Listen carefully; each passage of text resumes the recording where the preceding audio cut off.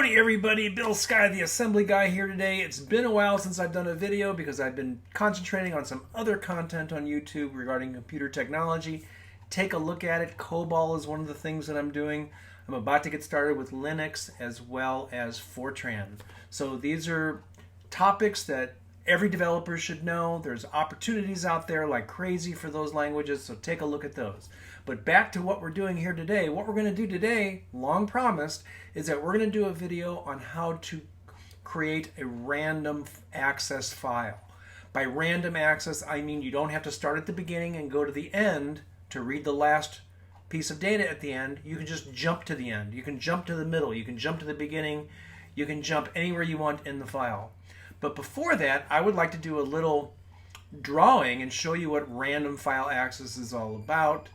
Actually, what we're going to be doing today is what we call relative file access, but it is the beginning of being able to do random file access, which is the center of every database technology on the market today. So let's get going with the overview. All right, so let's take a look at what a random file is actually all about. What does it actually mean for there to be such a thing as a random file? Well, I've got my Linux up here, and you can do this with just about any operating system because the meaning of a random file is the same on all operating systems. So now if you haven't watched the fileIO videos before this one, please take a look at the description of this video and go back and watch those because it's very important for you to have that basis of knowledge to be able to move forward with this. Now, random file I/O is available on every operating system. It's available on every programming language just about. Actually, I think it is every one. And it's just, what does it mean? So I'm going to draw here. I'm going to draw what looks, oh, that's kind of fat. Let's do that over again. Okay. So I'm going to draw a simple box. And this box is basically a representation of a file on your hard disk, on your SSD, on your thumb drive, whatever. Now, the file has a beginning and the file has an end. And a lot of times they call the end of a file EOF, end of file. It means that there's no more file to be read. Or I mean, you can always write to the end if you're opened as output, but you can't read past the end. Now, where is all this information kept? All this information kept is in the file system's directory structure for the storage device. So I could probably teach an entire semester on file systems and directories. So let's go ahead and talk about what a random file is. So let's say, for instance, that I have written a bunch of integers to this file. So here's the integer 12. Here's the integer 14. Here's the integer 22, here's the integer 08, and here's the integer 11. Now there are 5 pieces of data out in that file, 5 integers. Each integer, let's say, is 4 bytes in size. So even though I'm only showing 2 digits, let's pretend that there's 2 zeros in front of each one of those. So this integer right here is 4 bytes. This one is 4 bytes. This one is 4 bytes, and so forth. Now my drawing isn't perfect here, but give me a break. Okay, so each one of those is 4 bytes. Now how do you normally read a file when you open it up, read it, and process the data? Well, you'll do it sequentially. So there's this idea of sequential access. And sequential access, it means that you start at the beginning and go to the end of the file. You just process all of the data in the file that way. That's sequential. And that's the way you've probably been doing it your entire life, your entire programming life. That's the way that tape drives do it today and always have, is because the tape actually is a physical tape device, and it must always start at the beginning and go to the end.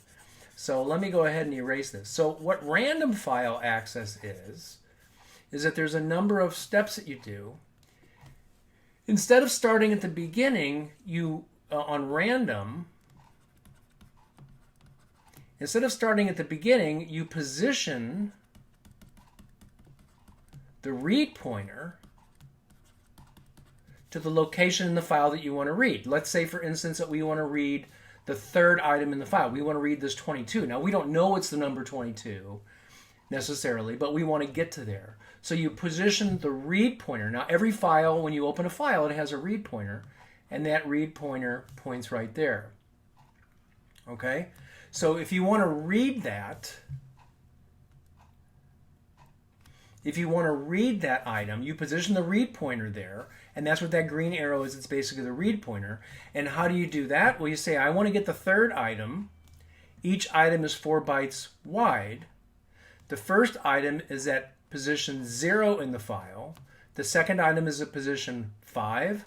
The third item, or actually position 4. The third item is at position 8. So there's a little equation you do. You say position is equal to, I don't know, the entry number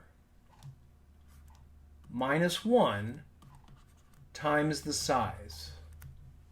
So because the size is 4, we're going to say, so we want to get the third item in the file. We say 3 times 4 is 12. So we would, or I'm sorry, 3 minus 1, because we want to get to the third one, right? The third one minus 1 is 2. 2 times the size is 4. 2 times 4 is 8. And that takes us to our third position. So we move the read point to that position, and then you read the data. So the first one is to position the read pointer, the second one is to read the data. Now, part of positioning the read pointer also means to calculate where you're going to do that. Now, we're going to do this in code today, and you'll see exactly what I'm talking about. So you position the read pointer and you read the data. Now, in languages like COBOL, also some of the database languages out there that you can interface with your compiler, your program that you compile, it does all of this for you. You might have heard the term indexed files. If you haven't, I'll be doing a video on that in my COBOL series, also possibly in my C and C++ series. But all that's done for you underneath the covers because it's done down at assembler language, at the assembler language level. So that's another reason why assembler language is so important. So now once the read pointer is positioned at the number 22, and let me see if I can, in this case, the number 22, let's see if I can erase that. So once it's positioned there, what actually happens to the read pointer? Well, the read pointer then is positioned here to the next item. So then I could read the next item if I wanted, or what I could do instead of that is I could position it over to the second item. If I don't want it, when I'm done with that, I can then position it over to the last item. I can randomly position that read pointer anywhere I want and then read the data. So, okay, so if you didn't quite get that, jump back to the beginning of this description and rewatch it and maybe write some stuff down on a piece of paper to get, to better understand it. And then go back to the coding sections, which we're about to do. So let's actually implement this in some code. All right, so I've got Windows up here and running, and I've got Visual Studio, not code, the full Visual Studio up and running with a new Komanetsky functions project. And what I've done here is that I've created a bunch of code to actually create the file that we're going to be reading randomly using the random file IO in Windows. Now, I did this in Linux, and if you haven't seen that video, I really recommend that you go at that video, look at that video so you can see the difference between the Windows method and the Linux method. So basically what I've got here is I've got the hello world, the program ending. I've got some error messages that are going to be displayed depending upon what the problem is. That I'm writing stuff to the file, I'm reading data from the file. And this should not be new to you. But here I've got a couple of other messages. Please enter an integer position in the file. So as I mentioned in the description of random or relative accessed files, you have to specify a position in the file. You then have to calculate that position based on the number of bytes from the beginning, the end, or the current position of the read pointer, and then you read the data. So I asked the user to type in an integer position. There's an error message here that says the value entered is beyond the scope of the file. That means that if I try to position the read pointer at a position that you tell me to position it at, but that's at past the end of file, then that will be displayed. So that has to be calculated. And also an error message if they type something that isn't an integer. So real quickly, what is this code doing? Well, it displays the welcome message. It displays a message that says I'm going to create the file and write a bunch of data to it. And then we've got the code here, and this shouldn't be anything new if you've seen my other videos on how to do file I/O in assembler language on Windows. It's basically the same code. I simply open up the file, I create it, and open it for write at the same time. Then what I do is I have a loop here that writes 100 integers, 100 hexadecimal values, I should say, and they're decimal integers as well, starting at 1111, and I add 111 to that, and we'll take a look so you can see that's actually there. So I go ahead and I write a bunch of data, all of them quad words. This is 64 bits, so each one will be 8 bits in size. Then I close the file. Then I print a message that says, hey, I'm about to read from the file. And then I go ahead and open it for input. Now, one thing that's different in this code that... Actually, no, this is the same. So we're just going to read it. The 80 million or whatever that hexadecimal number is, the 8 followed by, I think, 7 zeros, that means the access mode is read only or generic read. So we're going to open up the file there. We've got some other flags that we set up. Take a look at the previous videos if you wonder what all those are, and also in the description of the video. So we open the file for input. Now here's where we're going to do some coding, where we're going to actually write some code. I have a little read loop right here that, and really there's no code in there yet. In fact, I should probably put these comments, which they're not comments, I forgot to put the semicolon, but I put these comments inside of the loop to remind me that I have got work to do in that loop. Now, one other thing that I like to do when I do comments to remind me that I've got to do stuff is I put a to-do colon in there. Some IDEs actually keep track of that, like Eclipse. If you put to-do colon in a comment, it'll actually keep that as something that you're reminding yourself to do. So it's always a good idea to do that. And then we also have this error right here. If it has a problem reading the file, we display an error.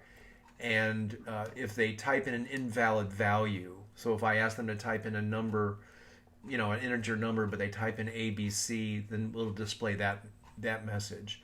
And then it jumps back up to the top of the loop. So let's go ahead and do this coding. So let me see, let me get to my notes here. Okay, here we go. Okay, so the first thing we want to do is we want to ask the user to type some data in. So in a loop, ask the user to type a position in the file to read. So I'm going to go here and I'm going to move into RSI the offset of our message string. And I believe it's int entry message. And then I'm going to push RSI onto the stack, and then I'm going to call print string. This is from the Komanetsky libraries. I'll put a link to those again. And that's it. So let's go ahead and test that. Let's build it and test it, make sure it builds and tests okay, just to make sure I haven't done anything weird. And I'm going to go into debug, and I'm going to click start without debugging. Okay, so we have a problem. I've got something going on wrong here. I have an infinite loop. Oh, I know what it is. So it is printing it over and over and over again, but the reason that I have an infinite loop, and I guess I'm just going to have to close the window. I love when I do stuff like that, is I just have this simple read loop and then jump to read loop. So it looks like it is printing that string. Okay, so now let's go ahead and let's call input as int. Now input as int is a function in the Komanetsky's library that I actually just created at the end of 2023 in December. And again, you can download the newest libraries from the description of this video.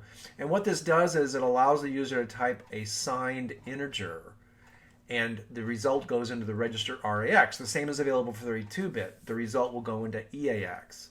So that's what you can do there. Now, if there's an error, if the user types an invalid value, it'll set the carry flag. So I jump, if it's carry, to the input error. And again, input error is down here where it displays an error message, and then it goes back up to the top of the loop. Okay. Now, one thing that our message says here, if we jump back up here to the message, it says enter -999 to quit. So if we want to allow the user to be able to type in an exit value, Negative 999 is the one that I've chosen. So what I'm going to do here is I'm going to compare RAX with negative 999, and then I'm going to jump if equals to, and I have a label called end loop. You can see end loop right down here. So if they type in negative 999, we're going to leave the loop. Now this is not a loop like the loop command where you use RCX to count. This is just a jump loop that I've created, and you can see the jump right there that goes back to the top of the loop. Okay, so what's another condition? Another condition might be that they type a negative number that is not negative 999, and you can't go backwards in a file. You can't go before the beginning. So I'm going to compare RAX with 0, and I'm going to say jump if less than, because it's signed input error. And the input error, again, means that they've typed in something that doesn't make sense. So let's go ahead and test that code. Okay, looks good. And oh, nope, it says one failed. We have a problem. Let's find out what the problem is. It says on line 121. I'm not sure why the line numbers aren't showing here.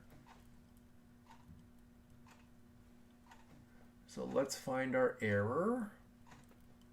Oh, forgot a comma. I forgot a comma right there. Okay, so let's build that now. All right, it was the comma. All right, so let's debug it. Now, I'm not going to debug it. I'm just going to say start without debugging, and let's see if it works.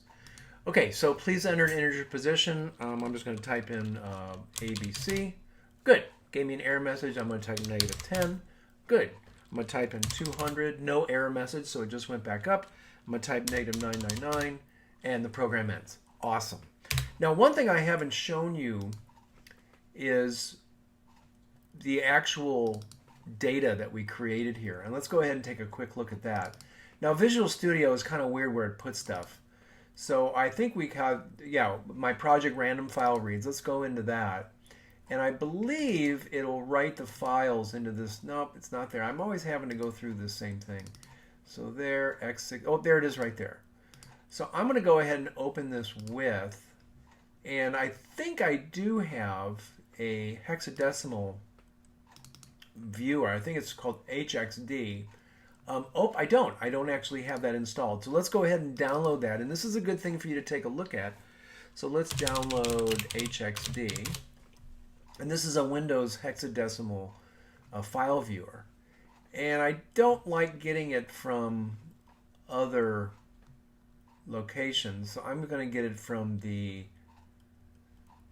I think it's Softonic. Let's see if this is the, no, that's not it either.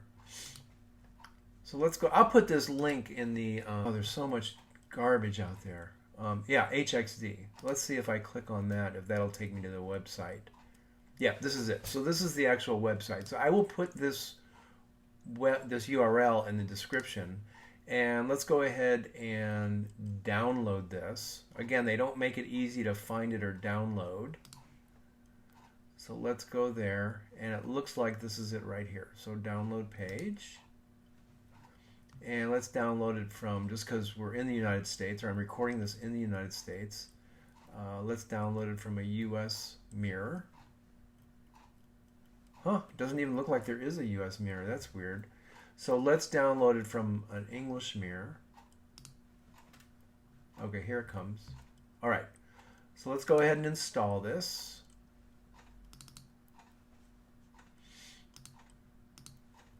There it is.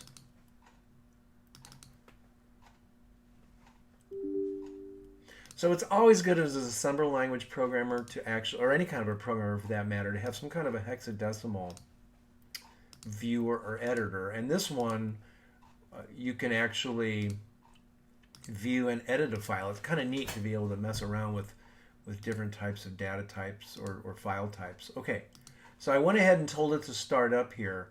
And what I'm going to do is I'm going to close it, and I'm going to right-click on testfile.bin, say open with, and choose the application. And let's go to Program Files. Let's see if we've got HXD. There it is right there, and there it is. And so we'll always open it with that. and let's take a look at our data. So here we do. So here we go. So we do have the data. So the data in the binary file is 1111 with all zeros in front of it. Again, remember, this is in little endian order. There's our 2222. There's our 3333, our 444445. So you can see all the data that's inside the file. Now I believe I can right click on this, or I can say view bytes per row, and yeah, 16, that's fine.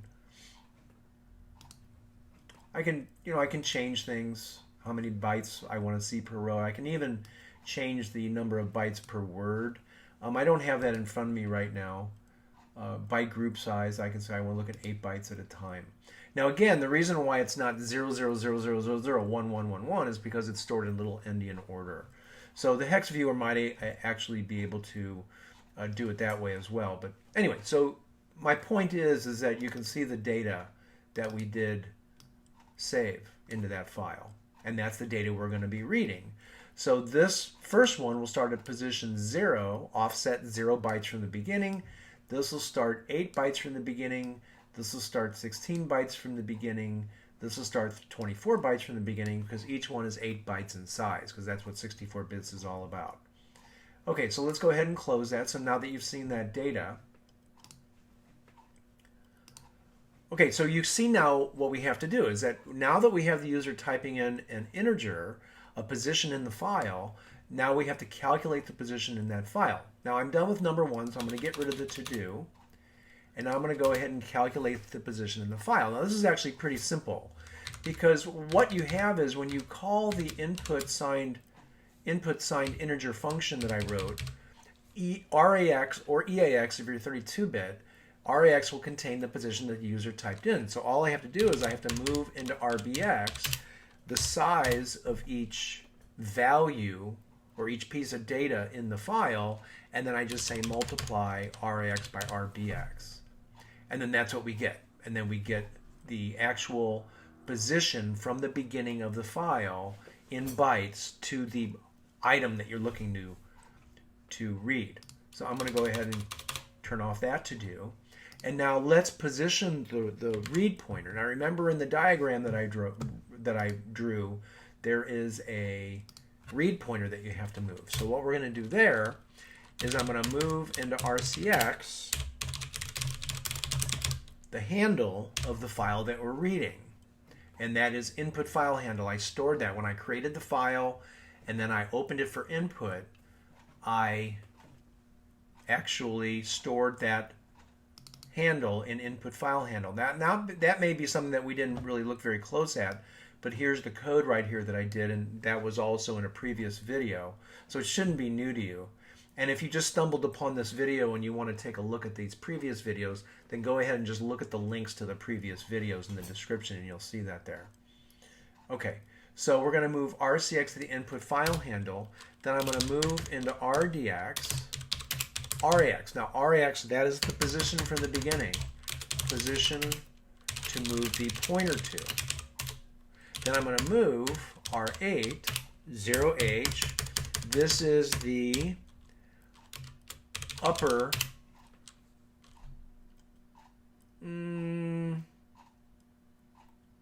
that's the upper part. So this right here is the lower part, and this is the upper portion.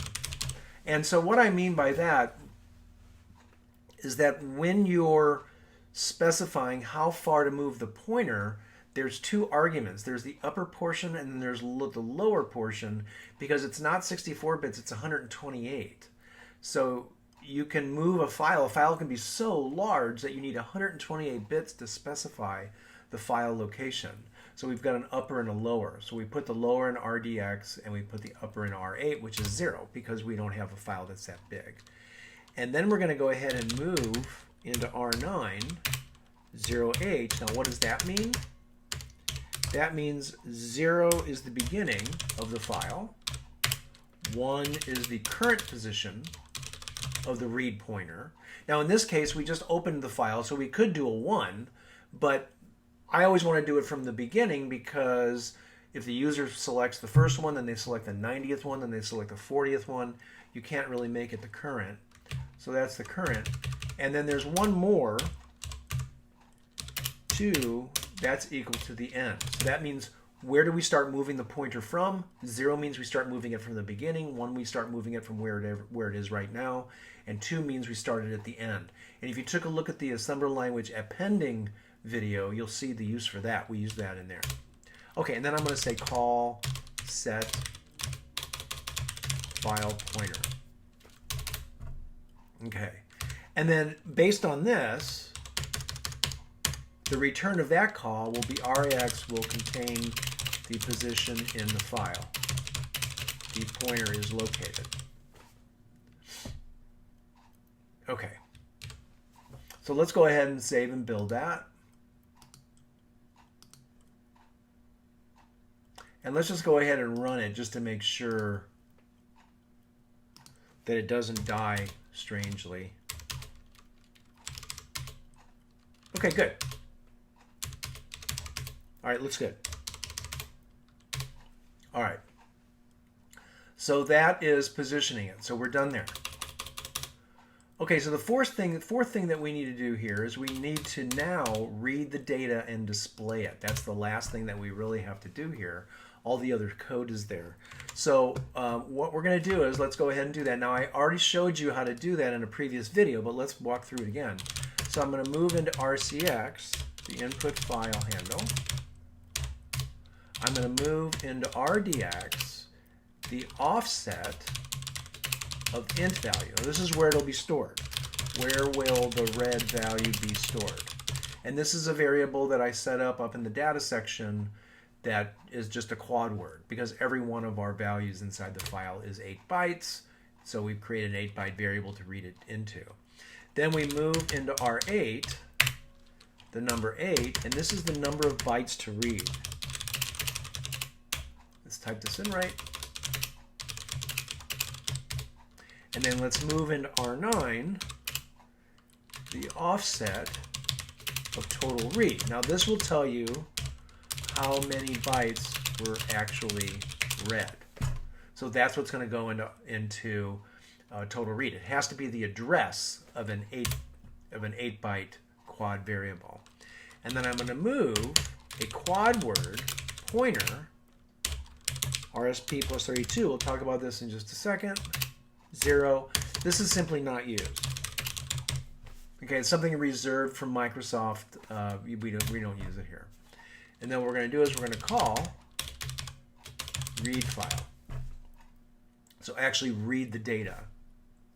Now, we want to make sure that the data was read. We want to make sure that 8 bytes were read, because if 8 bytes weren't read, that means what we may have positioned past the end of the file and it didn't read any data because we tried to read it from the end of the file.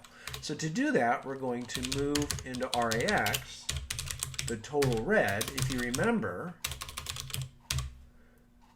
once we read it into the variable total read goes the number of bytes that were actually read by the read file command. We're going to compare RAX with 8. Did it actually read 8 bytes? And if it didn't, we're going to jump to the read error. Okay, so let's go ahead and build that. Now we don't know if this is working correctly, but I'm mainly building it and then testing it just to make sure it just doesn't die. Okay, so let's put 0, 1, 20, 50. Okay, it doesn't die. Awesome. All right, so the last thing we need to do, we're still not done with number 4. The last thing we need to do is we need to display it. Okay. So the other thing we could do here is we could ask the question, compare RAX with 0. Now, if you try to read data from a file and your pointer is at the end, RAX will contain the value 0.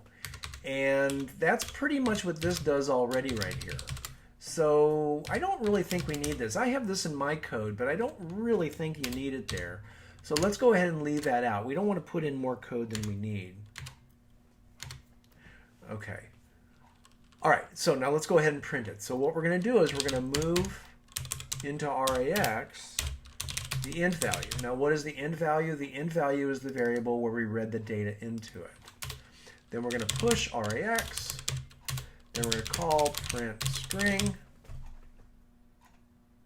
Oh no, not print string. We want to do print 64-bit num hex, and then we're going to call print and L.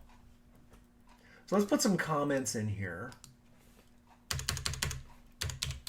The total bytes read will be in total read if it's not equal to 8 and read error occurred.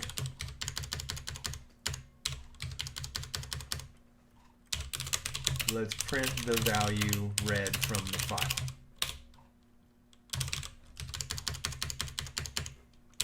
All right, good. So we've got all of our comments. It was really interesting what happened. Well, actually, when I did this video, I haven't really touched assembler for almost a month because I started doing some videos on COBOL, and I had completely forgotten what my code did. But over here in my notes, I can see all of my comments, so I'm reminded. The comments are so important, so don't not comment. All right, let's go ahead and build. So I think our code's done now. I think our Windows code is done now. And let's go ahead and debug it and start it without debugging, and let's keep our fingers crossed. Okay, so I'm going to put 0 here. All right, there's 1, 1, 1, 1. Let's put 1, 2, 3, 4. All right, this is great. This is working great. Let's put 90. There's our value for 90, position 90. Now let's jump back to 2. There's our position for 2. It's the same value that we had up here. 3, 3, 3, 3. Let's put in some -10. Okay, good. Let's put in 9,000. You entered a value beyond the scope of the file. So there was a read error. RAX was equal to 0, so it had a problem. So you can do this until the crows come home. It's randomly going through the file, reading it. Awesome. Now, in a follow-on video, we're going to talk about how to update the data, but right now all we did was read it. So there you go, random file reading, random file I/O, just reading on this video on Windows using the Windows 32 API, 32-bit or Win32 API. And it's something that you can do. It's very simple. Go back at the beginning of this video, take this section of the video where the code is, try this yourself. Pause the video, write your code. I don't like posting code on the internet because it doesn't help you. It doesn't help you just to get the code and build it and run it. You want to get the code, you want to play with it, you want to enter it in yourself. And so after this video, we're going to do a video on randomly updating the data. So if you remember in my discussion earlier, the old way of doing data input and output was sequential file input and output, which means if you wanted to update the last item in a file, you had to read every item from the file, write it to a new file until you got to the end of the file, which is the last item that you wanted to update. You would read that data, update it, write it to the new file, delete the old file, rename the new file to the old file's name, blah, blah, blah. Random file I/O where you can actually write to it. That actually lets you jump anywhere in the file you want, like we just did with the read, but then actually write in that same location. So I really hope to see you at that next video.